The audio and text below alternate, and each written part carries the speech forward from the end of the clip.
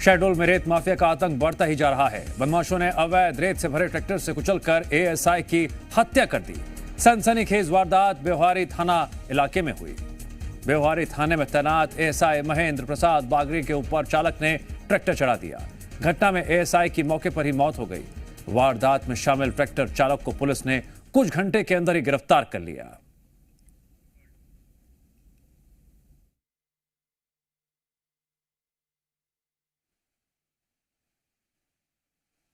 ये अत्यंत दुखद और हृदय विदारक घटना है।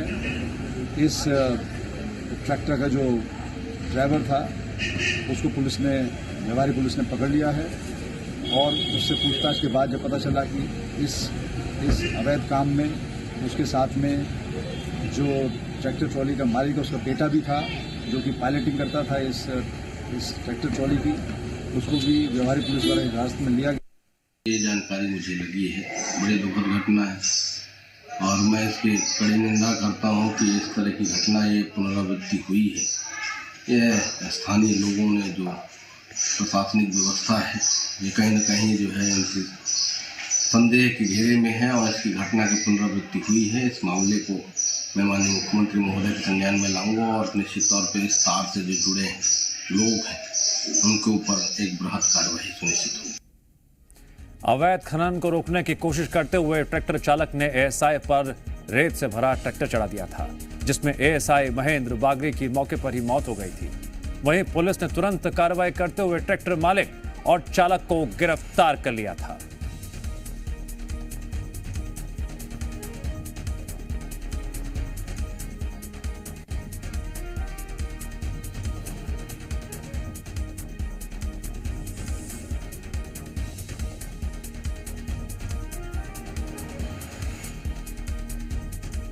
पूरे घटना को लेकर पीसीसी चीफ जीतू पटवारी ने बीजेपी पर हमला बोला है।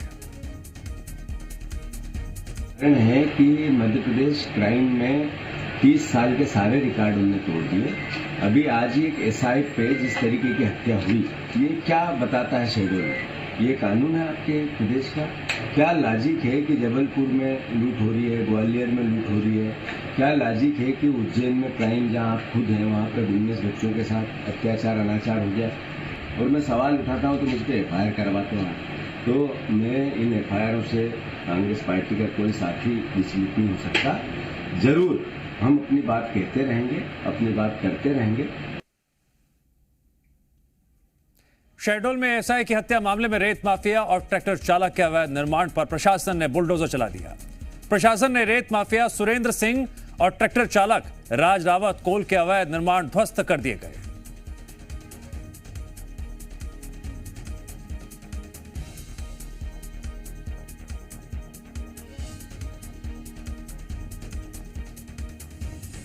उसी घटना स्थल पर पहुंचे जहां पर बीती रात को एएसआई महेंद्र बागरी को ट्रैक्टर से कुचलकर रेत माफियाओं ने मौत के घाट उतार दिए। ये वही जगह है, ये वही सड़क है जहां पर ये घटनाक्रम पूरी रात को घटित हुआ और ये रेत जो निशान पड़े हुए ये रेत उस चीज की गवाही दे रही है कि किस तरह रेत माफियाओं के हौसले दबंग। आप देख सकते हैं ये अनियंत्रित होकर ट्रैक्टर यहाँ पलट गया था और एएसआई बागरी उसके चपेट में आने से उनकी मौत हो गई थी।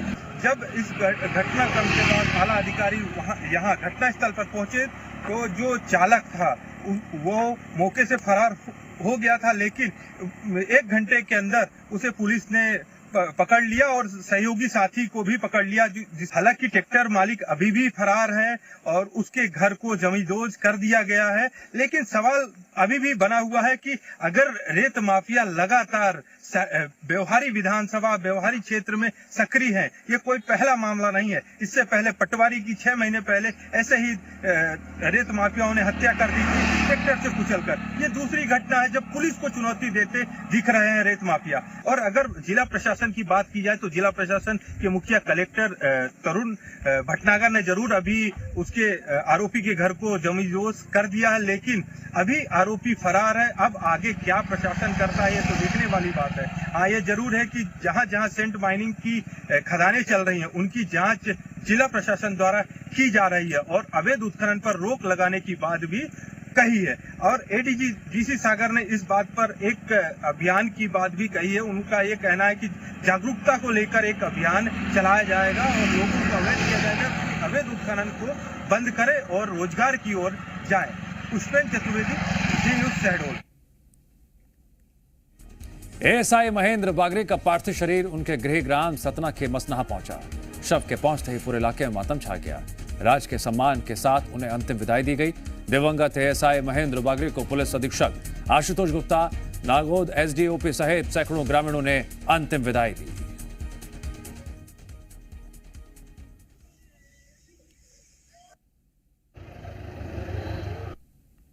तो यही चाहेंगे कि जो सरकार है तो कड़े से कड़े कदम उठाए और ऐसी घटना मतलब हमेशा होती रहती है। एक पटवारी साहब के साथ हुई थी, आज ये घटना हुई है। ऐसे कई जो गवर्नमेंट कर्मचारी हैं वो अपनी जान जो जोखिम में रख के वहाँ तक जाते हैं और फिर उन पे कभी कभी उनकी डेथ भी हो जाती है।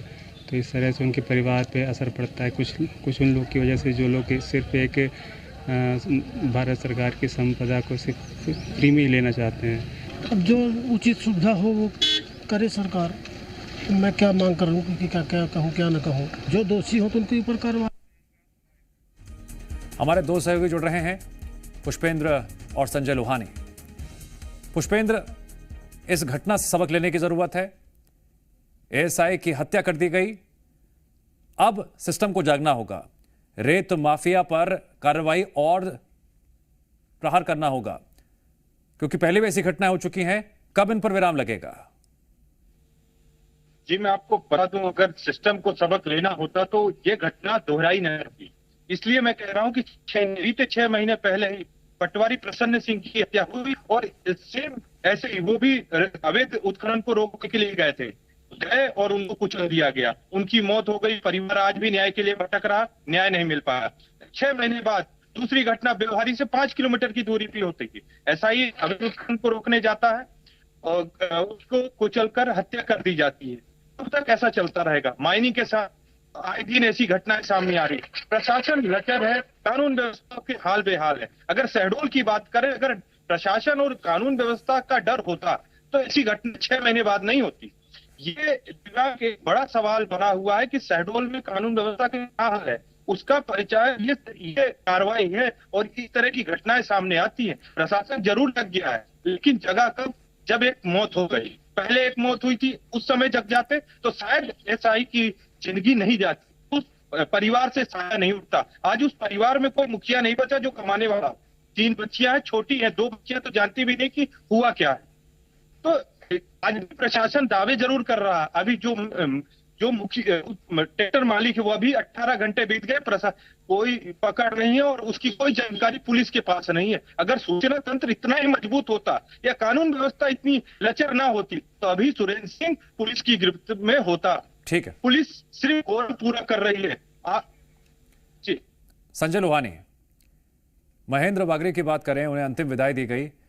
जब अंतिम विदाई का वक्त आता है, आंखें नम होती हैं, तो वहां पर मौजूद नौजवान और बच्चे प्रण लेते हैं कि गांव का नाम रोशन करना है। एक दिया बुझता है, कई दिए जलने की आस मन में लिए नौजवान प्रण लेते हैं।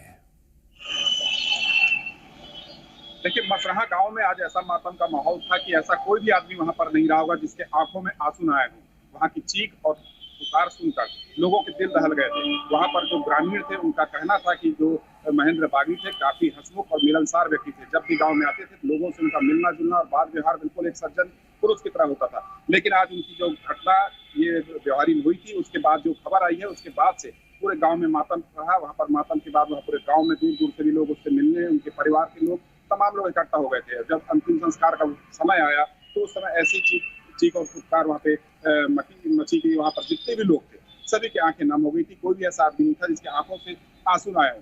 निश्चित तौर पे यहाँ पर जो महेंद्र बागरी है, उनकी मौत के बाद यहाँ पर गांव में मातम है। उनके परिवार ने अपना एक मुखिया खो दिया है। उनके परिवार आज अनाथ हो गया है। छोटे छोटे बच्चे हैं उनके घर में, कमाने वाला उसके घर में कोई भी नहीं रहा। जो यहाँ पर बात सबसे बड़ी समस्या की आ रही है कि आखिर ऐसी घटनाएं हो क्यों रही है, इसके पीछे महेंद्र बागरी को अंतिम विदाई दी गई, लेकिन यहां पर समझने वाली बात यह है कि रेत माफियाओं के हौसले जिस तरह से बुलंद होते जा रहे हैं, उन्हें एक बड़ी चोट, उन पर बड़ा प्रहार करने की जल्द से जल्द जरूरत है।